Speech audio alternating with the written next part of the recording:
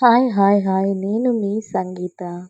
ఈరోజైతే ఇంకొక వంటకం సింపుల్గా కూరగాయలు ఏం లేనప్పుడు అస్సలు ఓపిక లేనప్పుడు చేసుకొని తినేయచ్చు. చూడండి ఎంత బాగుందో రైస్.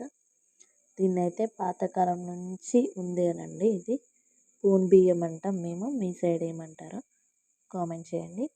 ఫస్ట్ అయితే పొయ్యి మీద గంజు పెట్టుకొని ఆయిల్ అయితే మంచిగా హీట్ చేసి ఆవాలు జీలకర్ర ఇంకా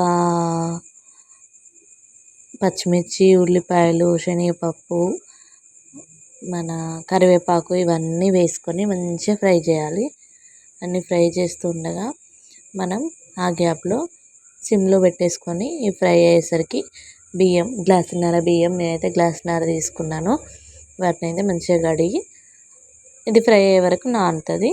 బాగా వస్తే ఫ్రై అయిపోయింది. ఇప్పుడు శనగపప్పు ఇంకా కరివేపాకు వేసేసి మంచిగా ఫ్రై అయిన తర్వాత గ్లాసున్నర బియ్యానికి 3 గ్లాసులు వాటర్ అయితే తీసుకున్నాను. గ్లాస్కి గ్లాసున్నర తీసుకుంటే సరిపోతుంది. చూడండి, గ్లాసున్నర బియ్యానికి అయితే నేను 3 గ్లాసులు తీసుకున్నాను.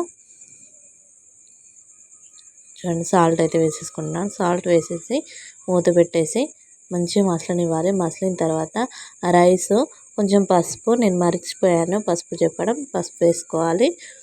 వేసేసుకొని మూత పెట్టుకొని మంచిగా ఉడికించుకోవాలి.